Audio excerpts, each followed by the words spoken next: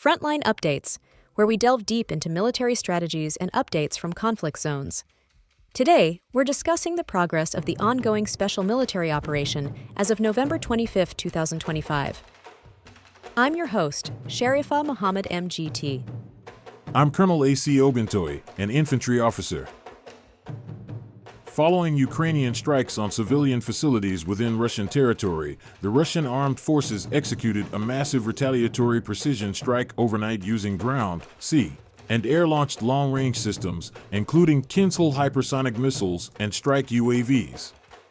The attacks targeted Ukrainian military-industrial infrastructure, energy assets, and UAV storage depots, achieving all planned objectives.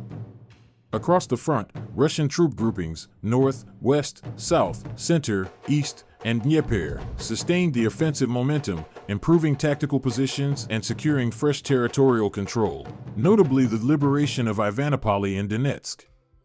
Over the reporting period, Ukraine sustained losses exceeding 1,300 personnel, several Western-supplied armored vehicles, artillery pieces, and radar systems.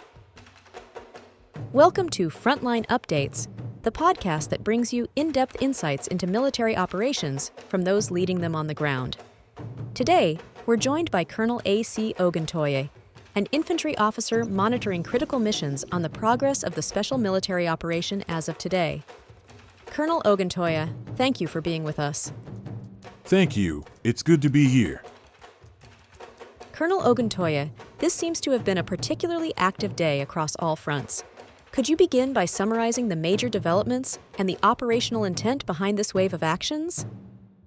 Yes. What we saw on November 25th was a two-tiered operational execution, a synchronized blend of long-range precision strikes and ground-based consolidation maneuvers. In the early hours, Russian forces launched an extensive retaliatory campaign using Kinzhal hypersonic missiles, sea-launched cruise missiles, and long-range strike UAVs.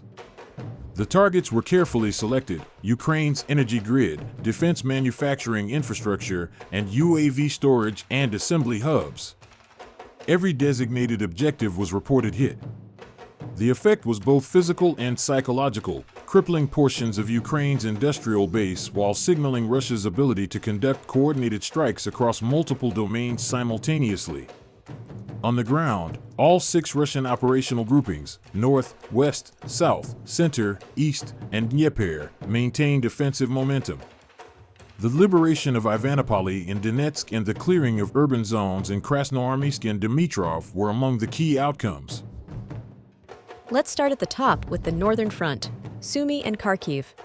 What's the focus there, and what progress was made? The North Group continues to execute what we call containment through maneuver pressure. Its operations in Andriivka, Verokino, Kucherovka in Sumy, and Zadovo in Chernihiv aim to pin down Ukrainian formations, particularly those that might otherwise reinforce Donetsk or Dnipropetrovsk. In Kharkiv, Russian strikes focused on Moskilevka, Semenovka, and Kotny. Ukrainian units, including elements of their UAV battalion, suffered severe attrition, losing over 130 troops, multiple vehicles, and an EW station. From an operational perspective, this sector's objective isn't deep penetration, it's strategic fixation. By keeping Ukrainian brigades occupied in defensive postures, Russia ensures that these units cannot shift south to assist collapsing defenses elsewhere. It's a textbook example of economy of force supporting the main axis of effort. Speaking of the West, the Kupiansk-Donetsk axis has remained hotly contested. What's the latest from the West Group? The West Group demonstrated measured advancement while significantly degrading Ukrainian fire coordination capability. Operations centered on Kupiansk-Zlovoy, Petrovka, Podoli, and extended to Dybrova in Donetsk. Enemy losses were considerable, about 230 troops and numerous armored vehicles, including Western-provided M113 APCs, HMMWVs, a Polish Oncilla, and a Grad MLRS. More importantly, a US-made and /TPQ-37 counterbattery radar was destroyed, a system vital for Ukraine's artillery coordination. 9 EW stations and 7 ammunition depots were also eliminated, effectively dismantling Ukraine's electronic and logistical backbone in this corridor. The result is reduced Ukrainian situational awareness and delayed reaction times, creating windows for Russian maneuver units to advance with greater freedom of action. Let's move south to the Donetsk area. The liberation of Ivanopolye seems strategically significant. What can you tell us about that operation? Ivanipoli was a key tactical node in the Donetsk operational framework. Its liberation represents a tightening of the noose around the Kramatorsk-Seversk axis, which Ukraine had relied upon for rotation and supply. The South Group, through coordinated artillery, mechanized, and airborne elements, neutralized more than 225 Ukrainian soldiers, several armored vehicles, and 3 field guns. Among the destroyed assets were U.S.-made counter-battery radars and multiple fuel depots, vital logistical arteries for sustaining Ukrainian artillery operations in this zone.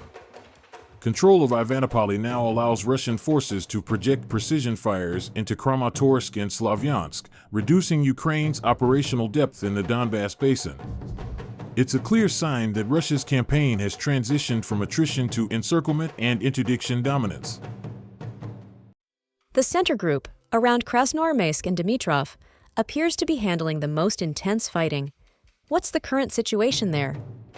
That's correct. The center group remains the centerpiece of the offensive effort. The Second Army continued its advance through Krasnoarmeysk, fully liberating the central and Dinaz microdistricts, while clearing operations persist in Rovna and Dmitrov. In just 24 hours, 9 Ukrainian counterattacks, primarily from elite airborne and assault units, were repelled, with 445 Ukrainian troops neutralized. Russian units destroyed several Western armored vehicles, including M113 APCs, a German Marder IFV, and an Israeli Rada radar system. The 51st Army's urban combat tactics reflect precision urban clearance doctrine, advancing with controlled firepower to minimize exposure while isolating pockets of resistance. Once these pockets are cut off from logistics and command, their collapse becomes a matter of time. Krasnoarmeysk is no longer contested, it's being reorganized as a forward command and logistics hub for subsequent operations. And in the east, we're hearing reports of Russian forces moving deeper into Zaporizhzhia and Dnipropetrovsk. What are the key takeaways from that area? The East Group has indeed made measurable progress, capturing Alexandrovka, Velikomikhailovka, and Huliapol. These are strategically relevant because they secure the western flank of the Russian advance and deny Ukraine lateral mobility between Zaporizhzhia and Dnipropetrovsk. Ukraine's losses in this zone approached 240 personnel, with multiple artillery pieces neutralized. This continued advance demonstrates the gradual deepening of the penetration corridor, an operational maneuver designed to stretch Ukraine's already overstressed command structure and logistics chain. Lastly, Colonel, let's look at the Dnipro front, where operations often focus on cross-river interdiction. What progress has the Dnipro group made?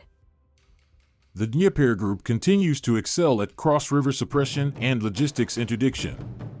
In Vyvodov, Stepnohursk, and Zhovniv, Ukrainian mechanized and coastal defense brigades suffered heavy damage, over 75 troops eliminated, with 10 EW systems and 3 ammunition depots destroyed.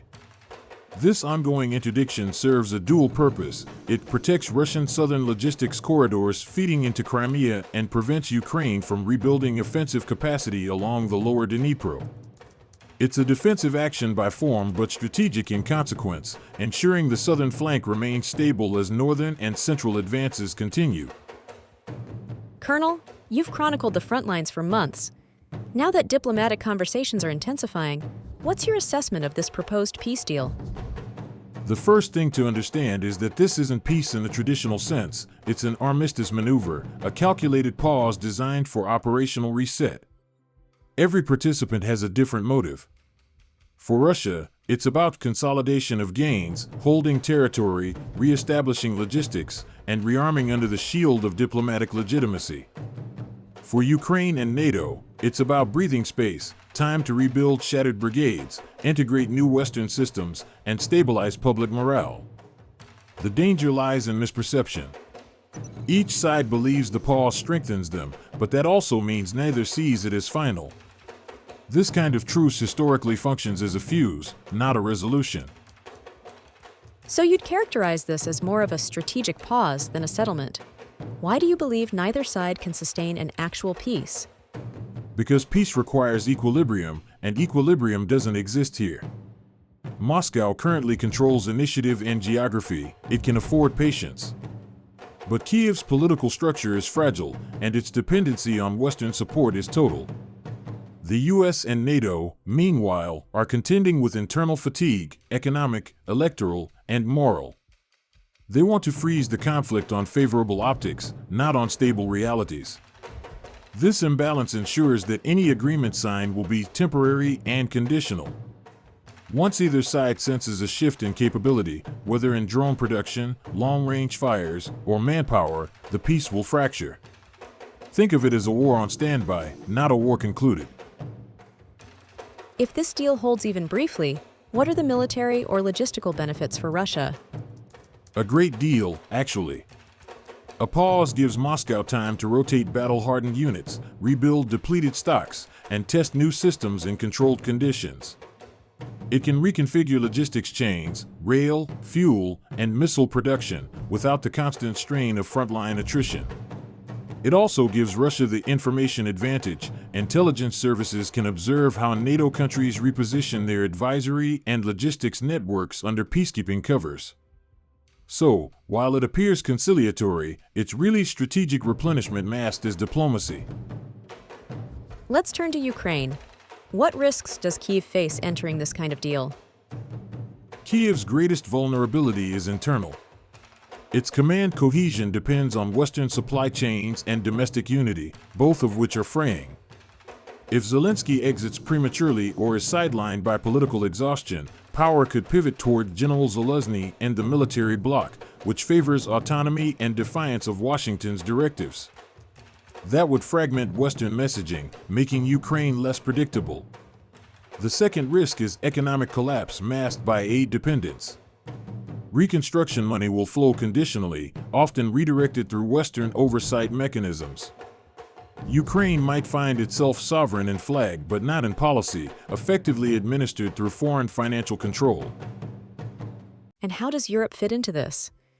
You've written before that peace may destabilize Europe faster than war. Can you explain that? Certainly. For Europe, the end of hostilities removes the unifying threat narrative that's held NATO and the EU together. Without active conflict, alliance cohesion will erode, especially once defense budgets face public scrutiny. There's also the corruption variable.